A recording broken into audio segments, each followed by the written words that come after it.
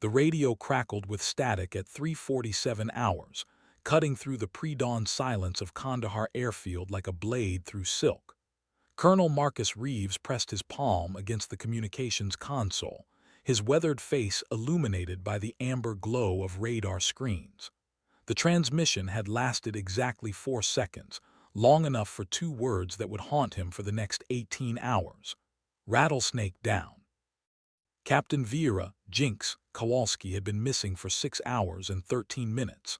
Her A-10C Thunderbolt II had vanished from radar somewhere over the Helmand province, swallowed by the kind of mountain darkness that seemed to devour aircraft whole. The last confirmed visual had her banking hard left, chasing Taliban fighters who'd been harassing a forward operating base with coordinated mortar attacks. The irony wasn't lost on anyone in the operations center. Jinx, a call sign earned not through superstition, but through her uncanny ability to turn mechanical failures into tactical advantages, had always been the pilot others whispered about. Too aggressive, they said. Too willing to push her aircraft beyond recommended parameters. Too stubborn to know when retreat made more sense than pressing an attack. Colonel Reeves had heard the whispers. Hell, he'd contributed to some of them. Kowalski was competent, certainly, but her tendency to interpret mission parameters as suggestions rather than orders had earned her more disciplinary meetings than commendations. Her personnel file read like a catalog of calculated insubordination, successful missions completed through methods that made senior officers uncomfortable. The search had begun at first light, with two Apache helicopters combing grid squares while satellite imagery revealed nothing but empty valleys and jagged peaks. By noon, the optimism that sustained military rescue operations had begun its familiar decay into procedural obligation. By evening, Reeves found himself drafting the preliminary report that would classify Captain Kowalski as missing in action, presumed killed. But war has a way of making liars out of certainties. At 19:23 hours, as the sun bled orange across the Afghan horizon, Senior Airman Martinez spotted movement through his binoculars.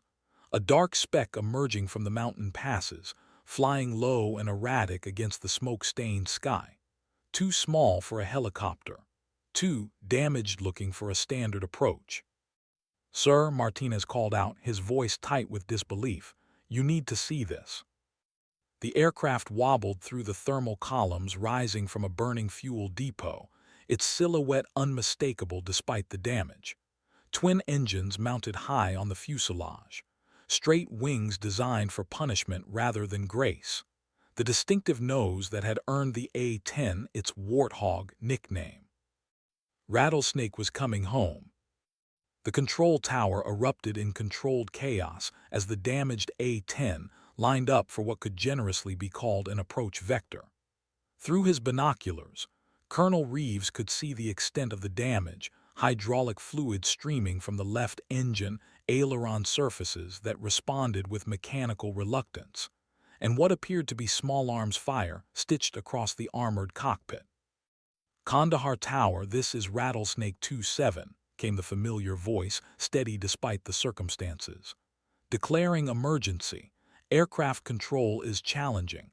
Requesting priority landing, runway 24. Captain Kowalski's voice carried none of the breathless panic that typically accompanied emergency landings. If anything, she sounded almost conversational, as if discussing weather patterns rather than nursing 30 tons of damaged aircraft through a barely controlled descent. "Rattlesnake 27 Tower," the air traffic controller responded, his professionalism masking obvious relief. "You are cleared for emergency landing, runway 24. Emergency vehicles are rolling. Can you give us your status?" A pause, long enough for everyone listening to imagine the worst. "Tower Rattlesnake. I've got partial hydraulics, engine 2 is running rough, and my attitude indicator is giving me artistic interpretations rather than actual horizon references. But the aircraft is flyable, sort of."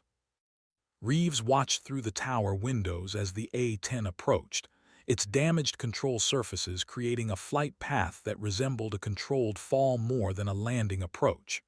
The aircraft yawed left, then right, as Kowalski fought to maintain directional control.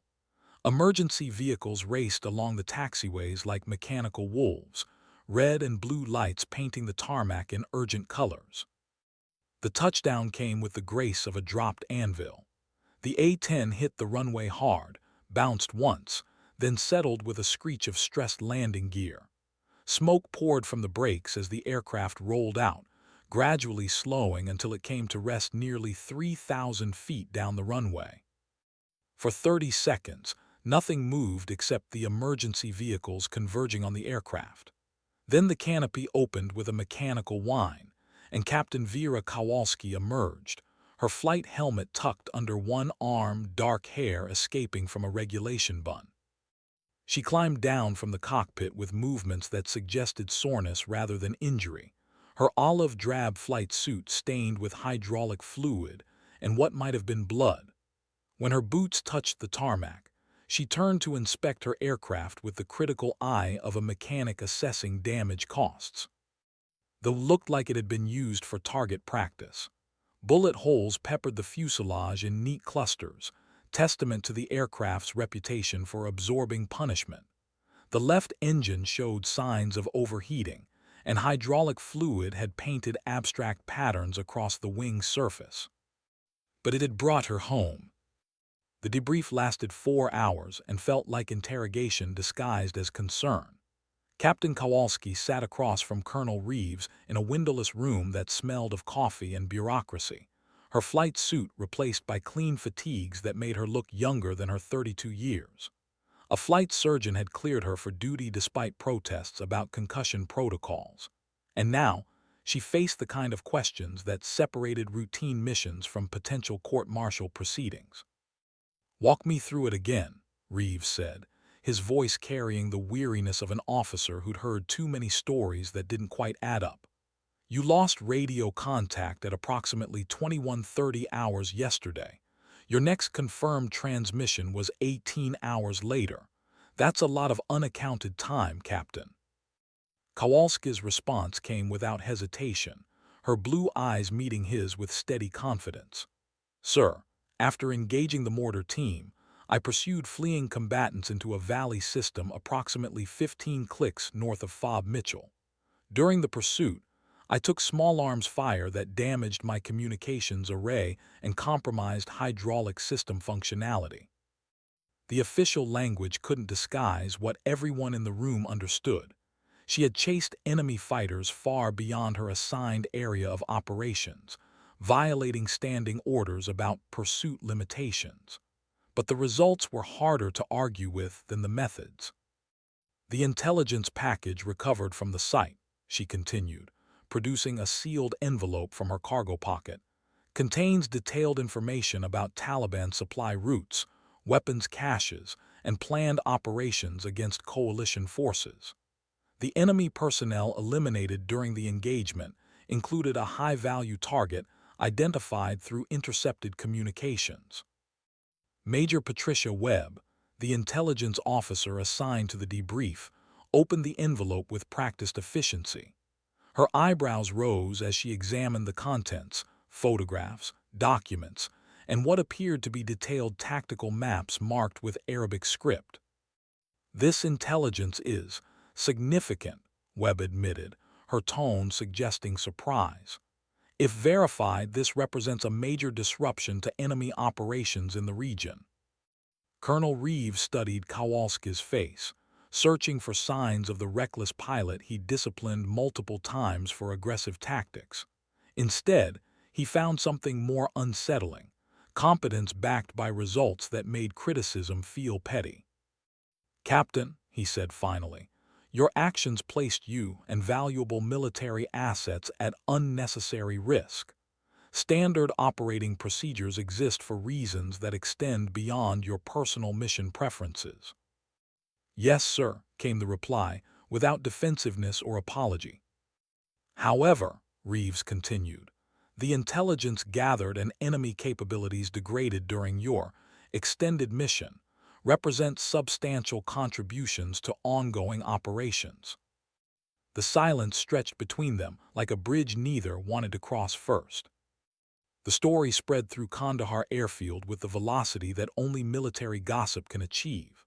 By the next morning, every pilot, mechanic, and support personnel had heard some version of what Captain Jinx Kowalski had accomplished during her 18-hour disappearance. The details varied depending on the source. Some claimed she'd single-handedly destroyed an entire Taliban compound.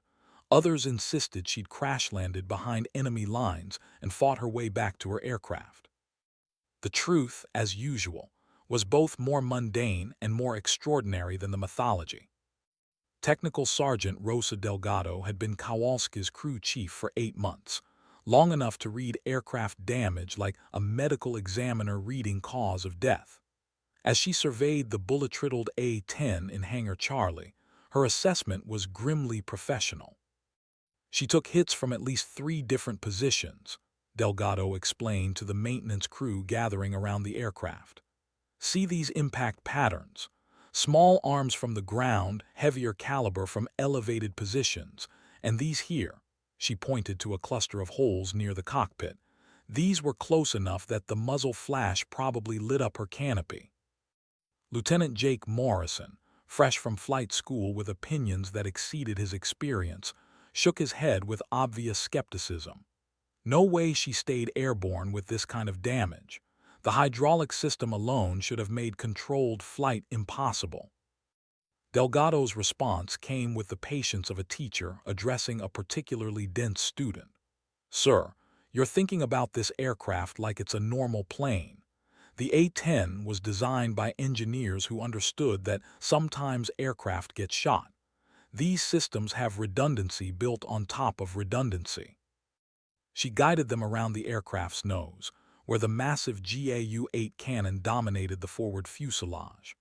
Captain Kowalski didn't stay airborne despite the damage.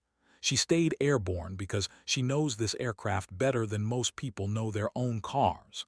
When the primary hydraulic system failed, she switched to manual reversion. When the flight controls got sluggish, she used engine thrust to maintain directional control. The evidence of tactical skill was written across the aircraft in burn marks and impact scars. Spent ammunition casings littered the hangar floor where they'd fallen from the gun bay, and the cannon barrels showed the heat discoloration that came from sustained firing. "How many rounds did she expend?" Morrison asked. "All of them," came Delgado's simple response. 1,100 rounds of 30 ammunition, plus whatever missiles and rockets she launched before the engagement. The implications hung in the air like cordite smoke. An A-10 didn't expend its entire ammunition load unless the pilot had found targets worth the expenditure. Lots of targets. The classified mission footage arrived via encrypted satellite link 3 days later, recorded by an unmanned surveillance drone that had been orbiting the engagement area during Kowalski's extended absence. Colonel Reeves watched it alone in the intelligence center, the timestamp in the corner marking each second of what military historians would later call a textbook example of close air support conducted under impossible circumstances. The black and white thermal imagery showed the valley system where Kowalski had pursued the fleeing Taliban fighters. What had appeared to be a simple harassment force revealed itself as something far more dangerous. A coordinated staging area containing weapons caches, vehicle maintenance facilities, and what intelligence analysts estimated as 40 to 50 enemy combatants. The footage showed Kowalski's A-10 making multiple attack runs through concentrated ground fire, each pass precisely targeting specific structures within the compound. The 13 cannon carved through buildings with methodical efficiency, while rockets eliminated hardened positions that might have housed heavy weapons. But it was the aftermath that transformed criticism into something approaching awe. When ground fire disabled her primary flight controls, the footage showed Kowalski's aircraft beginning the kind of uncontrolled descent that typically ended in smoking craters. Instead, the A-10 leveled out barely 50 feet above the valley floor, flying with the mechanical deliberation of a pilot who had transitioned from weapons delivery to raw survival. The damaged aircraft circled the compound for nearly 6 hours, using cannon fire and remaining missiles to eliminate fleeing enemy personnel and destroy equipment that survivors might have salvaged. When ammunition was exhausted, Kowalski used the aircraft itself as a psychological weapon, making low passes that scattered enemy forces and prevented reorganization. The drone footage ended at dawn, showing the A-10 climbing slowly out of the valley system, trailing hydraulic fluid and engine smoke but maintaining controlled flight. The compound below burned with the thorough efficiency of ordnance precisely placed. Major Webb entered the intelligence center as Reeves rewound the footage for a third viewing. Her expression suggested someone trying to reconcile preconceptions with evidence. "Sir," she said carefully, "the preliminary damage assessment indicates Captain Kowalski's engagement eliminated approximately 60% of known Taliban leadership in the region, destroyed 3 major weapons caches, and disrupted planned operations that would have targeted coalition forces for the next 6 months." Reeves paused the footage at the moment Kowalski's aircraft disappeared into the mountain passes, a single damaged A-10 against the vastness of the Afghan landscape. "Major," he said finally, "I think we need to reconsider our assessment protocols." The maintenance hangar at 300 hours existed in a world of fluorescent light and mechanical precision, where the day's heat gave way to the kind of focused quiet that allowed complex work to proceed without distraction. Captain Kowalski knelt beside her aircraft's landing gear, her hands dark with hydraulic fluid as she traced damaged lines with the expertise of someone who understood machinery at an intimate level.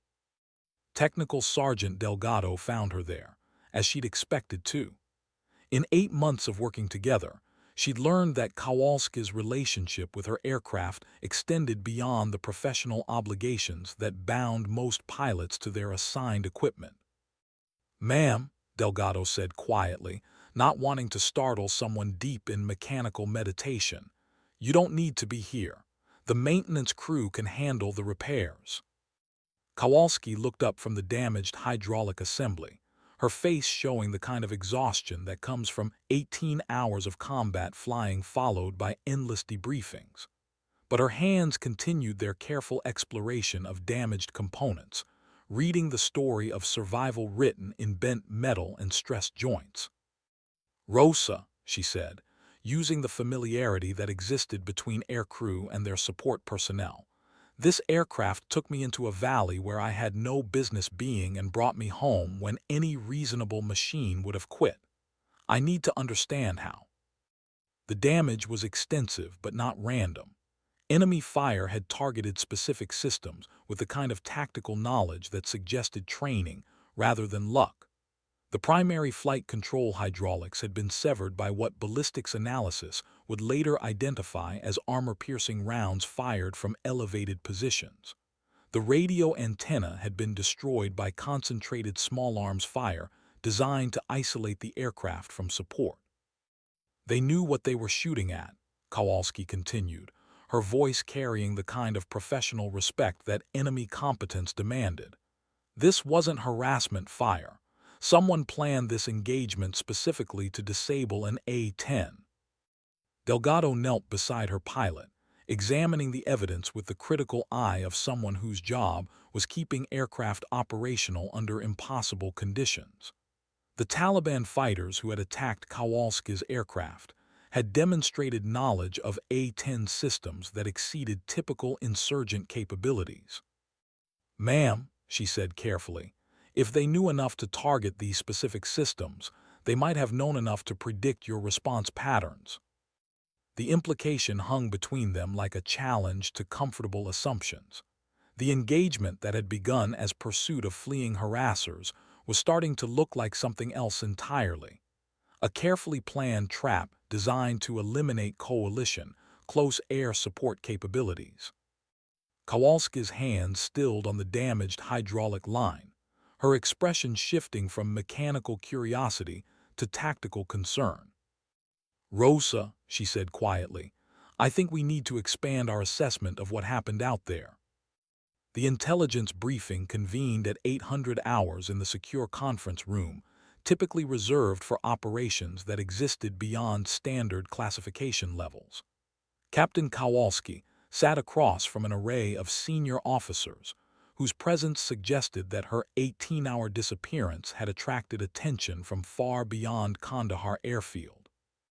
Brigadier General Sarah Chen, Theater Intelligence Coordinator, opened the session with the kind of directness that bypassed protocol in favor of immediate concerns. "Captain Kowalski, your engagement 3 days ago has revealed what we believe to be a systematic enemy effort to develop specific countermeasures against A-10 operations." The briefing materials spread across the conference table told a story that extended far beyond a single combat engagement. Satellite imagery showed similar compound configurations at multiple locations throughout Helmand Province. Intelligence intercepts revealed detailed discussions of American close air support tactics. Most concerning, captured equipment included technical manuals that shouldn't have been available to insurgent forces. "The compound you destroyed," General Chen continued, "was not simply a staging area for local harassment operations. Analysis indicates it was a training facility specifically designed to teach Taliban fighters how to engage and disable A-10 aircraft." Colonel Reeves leaned forward in his chair, his expression suggesting someone reassessing previous assumptions. "General, are you saying Captain Kowalski's unauthorized pursuit led her into what was essentially a trap?" "That's exactly what I'm saying," came the reply. "The mortar attack on Fob Mitchell was designed to draw close air support into a prepared engagement area where enemy forces could test and refine their anti-A-10 tactics." The room fell silent as the implications settled among the assembled officers. What had appeared to be aggressive pilot behavior was starting to look like tactical instinct that had disrupted a carefully planned enemy operation. Major Webb activated the wall-mounted display, showing detailed analysis of the engagement footage. Captain Kowalski's decision to pursue fleeing combatants, while contrary to standing orders, prevented the enemy from completing what we now understand was a comprehensive assessment of A-10 vulnerabilities. The footage showed the compound before Kowalski's attack, organized positions, prepared firing lanes, and what appeared to be mock aircraft targets arranged to simulate close air support approaches. Furthermore, Webb continued, her extended engagement eliminated key personnel involved in developing these countermeasures and destroyed equipment that represented months of preparation. Kowalski sat quietly throughout the briefing, her expression revealing nothing of whatever internal calculations were processing this information. When General Chen turned to her directly, her response came with characteristic brevity. "Ma'am, the enemy demonstrated tactical sophistication that exceeded standard insurgent capabilities. Their fire discipline and target selection suggested training specifically focused on aircraft systems." "What was your assessment during the engagement?" A pause, brief but significant.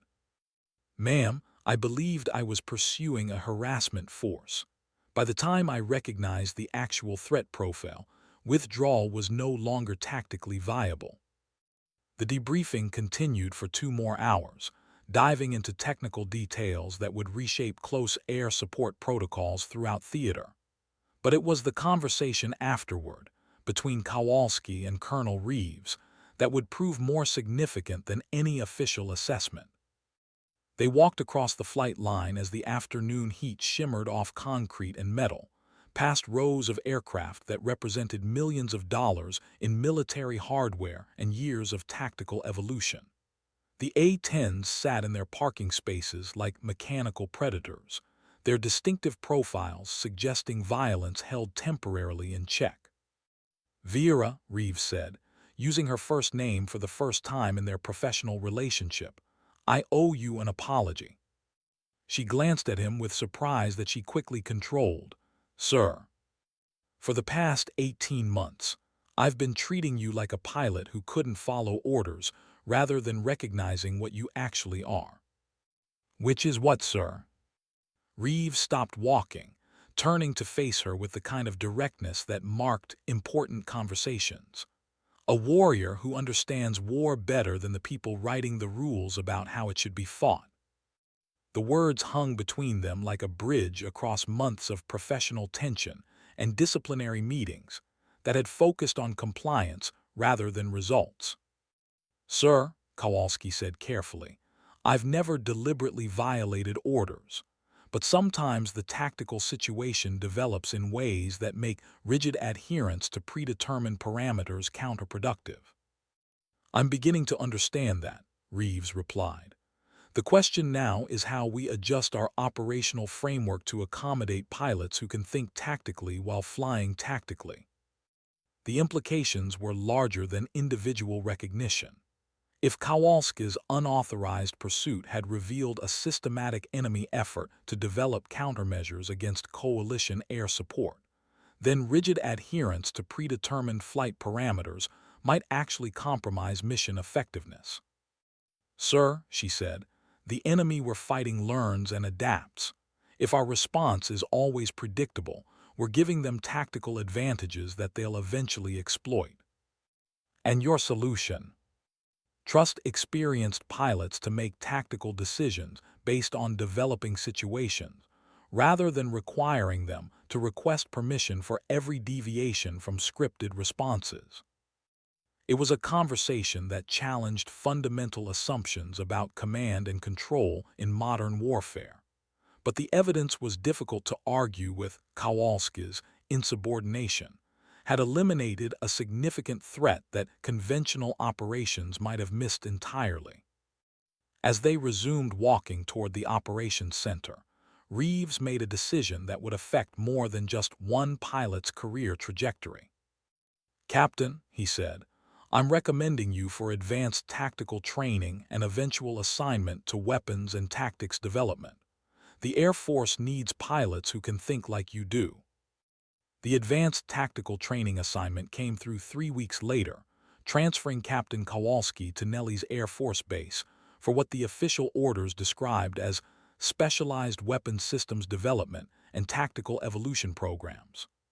The bureaucratic language couldn't disguise what everyone understood. The Air Force was betting that her unconventional approach to combat operations contained lessons worth institutionalizing. The farewell gathering in the maintenance hangar drew personnel from across Kandahar airfield, creating the kind of informal ceremony that military traditions build around individuals rather than ranks. Technical Sergeant Delgado had spent 2 days ensuring Kowalski's A-10 was in perfect condition, her crew chief's pride extending to details that would matter only to someone who understood the relationship between pilot and aircraft. Ma'am, Delgado said as they performed the final walk-around inspection together, this aircraft has been through more combat than most pilots see in entire careers, but it always brought you home. Kowalski ran her hand along the fuselage where bullet holes had been repaired, with the kind of precision that made damage invisible to casual observation. But she could feel the slight irregularities in the metal where enemy fire had tested the aircraft's legendary durability. Rosa, this machine saved my life more times than I can count, but machines don't save lives by themselves. She turned to address the small crowd gathered around the aircraft, her voice carrying clearly in the hangar's acoustic vastness. Every successful mission depends on maintenance personnel who ensure aircraft perform beyond specification, intelligence officers who provide accurate threat assessments, and air traffic controllers who guide damaged aircraft home through impossible approaches. The words were simple, but they acknowledged something that official recognitions often missed. Combat success resulted from collective expertise rather than individual heroism. Lieutenant Morrison, the young pilot who had initially questioned her tactics, stepped forward with obvious nervousness. Ma'am, I wanted to apologize for some of the things I said about your flying. I understand now that experience creates wisdom that can't be taught in flight school." Kowalski's response came with the kind of directness that had characterized her throughout their deployment. "Lieutenant, never apologize for asking questions about tactics. The moment we stop examining our methods is the moment we become predictable to enemies who are constantly adapting." She paused, looking around the hangar at faces that had become familiar over months of shared operations. "But remember that questioning tactics and questioning competence are different things. Learn the difference, because your life and the lives of others will depend on recognizing when experience should override procedures." The gathering dispersed gradually, personnel returning to duties that would continue long after Kowalski's departure. But the conversations continued, spreading through the airfield like ripples from a stone dropped in still water. The C-130 transport flight to Nellis took 14 hours with fuel stops, carrying Captain Kowalski away from the combat operations that had defined her career, and toward the kind of institutional assignment that most pilots either craved or dreaded. As the aircraft climbed away from Kandahar, she watched the Afghan landscape shrink into patterns of brown and gray that revealed nothing of the complexity hidden within those valleys and ridges. Major Patricia Webb had arranged to travel on the same flight, her intelligence assignment complete, and her own orders directing her toward staff positions that would keep her far from operational theaters. They sat together in the transport's Spartan passenger compartment, surrounded by the mechanical noise that made private conversation possible. "Vera," Webb said, using the informality that combat deployments created between officers who had shared significant experiences, "do you ever wonder if we're fighting this war the right way?" The question contained implications that extended beyond tactical methods into strategic assumptions that guided American military operations throughout the region. "Patricia," Kowalski replied, "I think we're fighting this war the way institutions fight wars, with procedures designed to minimize risk and maximize predictability. But war itself is fundamentally unpredictable. So what's the answer? Trust people closer to the actual fighting to make decisions based on what they're seeing rather than what headquarters thinks they should be seeing." It was a conversation that thousands of military personnel had experienced during deployments to Iraq and Afghanistan, questioning whether institutional approaches to warfare could adapt quickly enough to address tactical realities that evolved daily. "The engagement you fought," Webb continued, "eliminated threats that conventional intelligence had missed entirely. But it also violated every procedural safeguard designed to prevent unauthorized operations. Because those safeguards assume that unauthorized operations are inherently dangerous, while authorized operations are inherently safe," Kowalski replied. "But safety comes from tactical competence, not procedural compliance." The C-130 droned through empty sky above landscapes that held no immediate tactical significance, carrying them toward assignments that would test whether institutional military culture could incorporate lessons learned at the sharp end of combat operations. "What do you think they want you to do at Nellis?" Webb asked. "I think they want me to help develop tactics that bridge the gap between what headquarters wants to happen and what actually works when people are shooting at you." "And do you think that's possible?" Kowalski was quiet for a long moment, watching empty desert scroll pass through the small passenger windows. "I think it has to be possible," she said finally, "because the alternative is losing wars to enemies who adapt faster than we do." Nellis Air Force Base existed in a different universe from the operational urgency of Kandahar, a place where tactical development proceeded with the methodical precision of engineers, solving complex problems rather than the immediate desperation of survival under fire. Captain Kowalski's assignment to the 422nd Test, an evaluation squadron, placed her among pilots whose job was transforming combat lessons into institutional knowledge. Her first briefing took place in a conference room that could have been transplanted from any corporate headquarters, complete with presentation screens and ergonomic chairs that suggested meetings measured in hours rather than minutes. Lieutenant Colonel David Park, squadron commander, opened the session with the kind of systematic approach that characterized peacetime military operations. "Captain Kowalski," he said, consulting briefing materials that contained more detail about her career than she remembered providing. "Your assignment here reflects Air Force recognition that current tactical doctrines may not adequately address evolving threat environments." The language was careful, institutional, designed to acknowledge problems without admitting failures. But the implications were clear. Her unauthorized engagement in Afghanistan had revealed gaps in official tactical approaches that demanded systematic examination.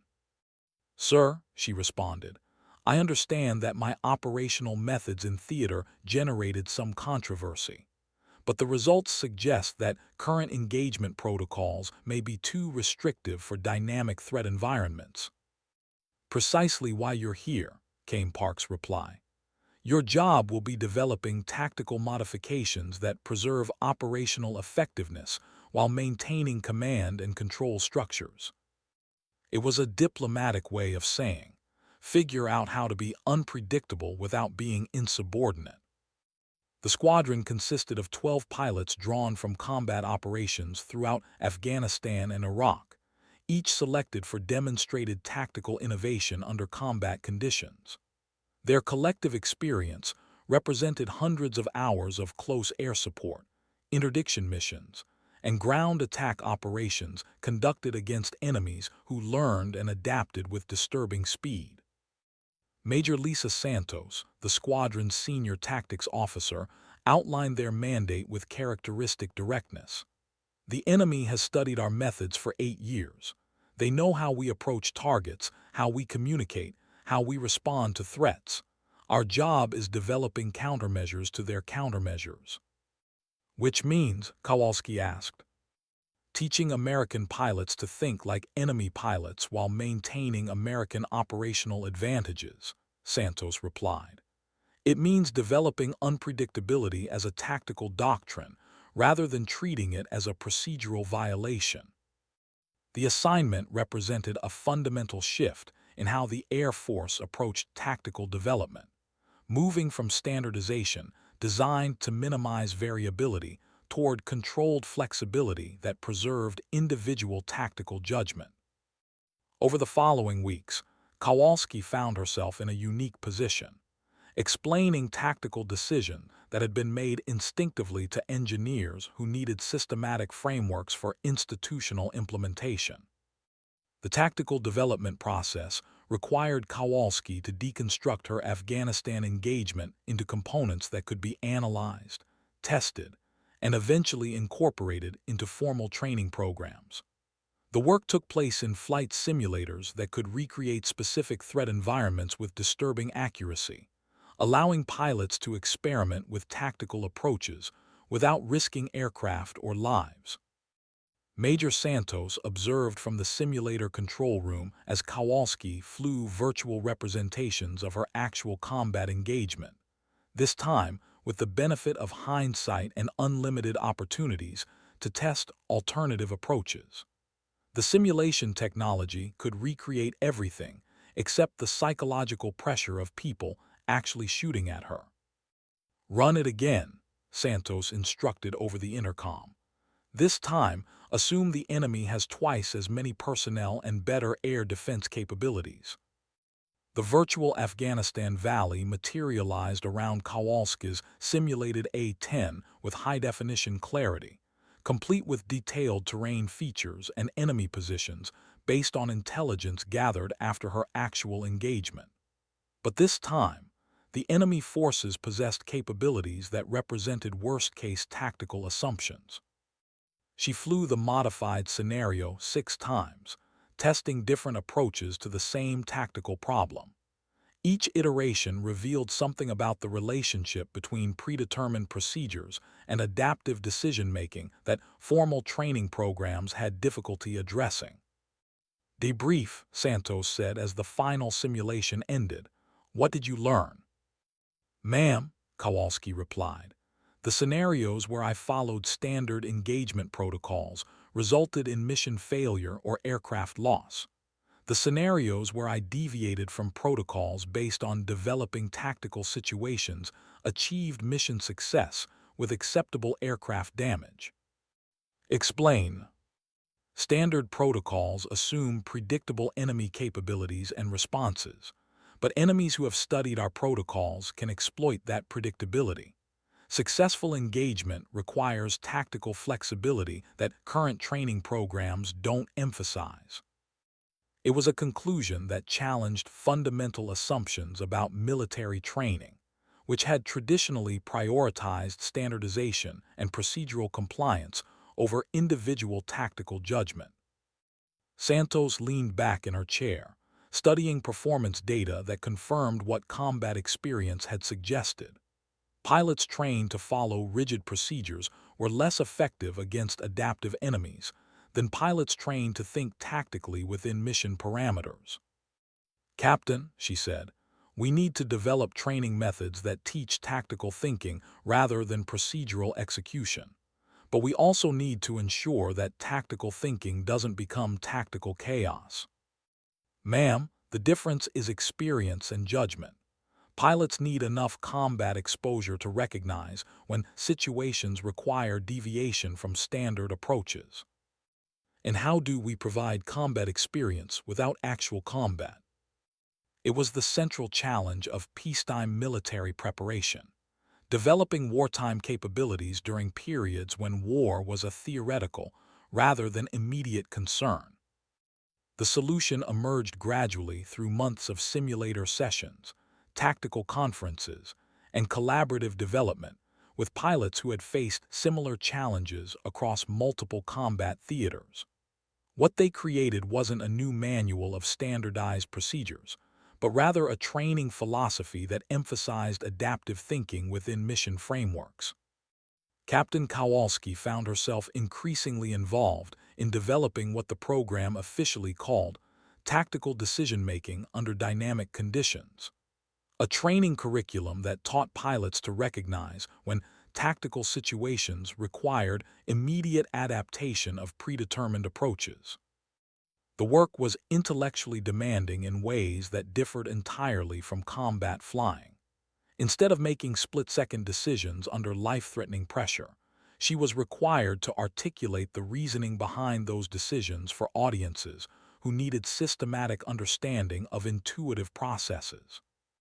The key insight, she explained to a group of instructor pilots during one of many briefings, is that tactical flexibility and mission discipline aren't contradictory. Effective tactical adaptation requires deep understanding of mission objectives and enemy capabilities. The instructor pilots, all combat veterans with their own collection of successful engagements, responded with questions that reflected professional interest rather than skepticism. Captain, asked Major Robert Kim, how do we teach pilots to recognize when adaptation is necessary without encouraging cowboys who ignore mission parameters entirely? Sir, by emphasizing that tactical adaptation serves mission accomplishment rather than personal preferences.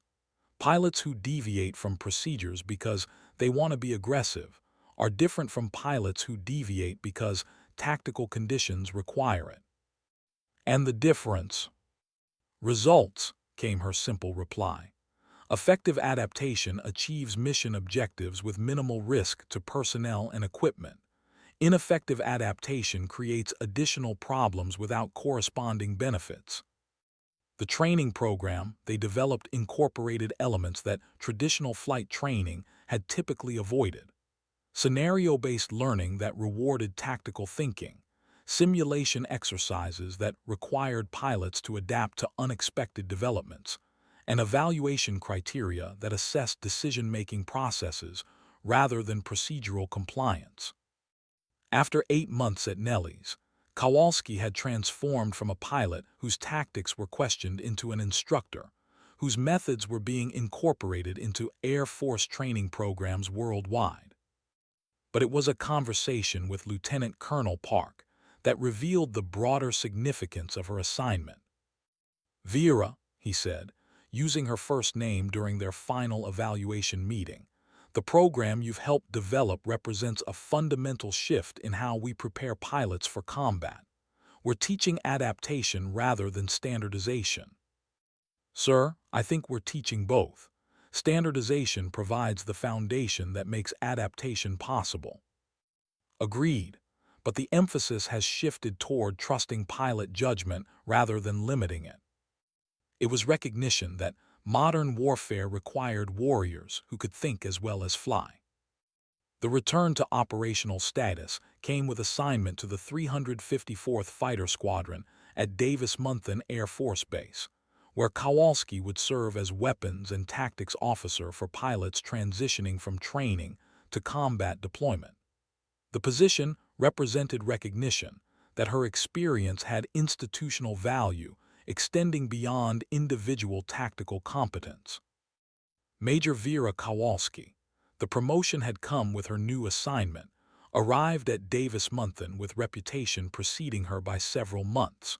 Stories of the Afghanistan engagement had evolved through multiple retellings, creating mythology that was simultaneously more and less accurate than actual events. Colonel James Harrison, squadron commander, addressed the disparity during their initial meeting with characteristic military directness. "Major Kowalski, half my pilots think you're some kind of tactical genius, and the other half think you're a loose cannon who got lucky. I need to know which assessment is accurate." "Sir," she replied, "I'm a pilot who learned to adapt tactical approaches based on developing situations. Whether that makes me a genius or a loose cannon probably depends on the results." And the results in Afghanistan. Mission accomplished with acceptable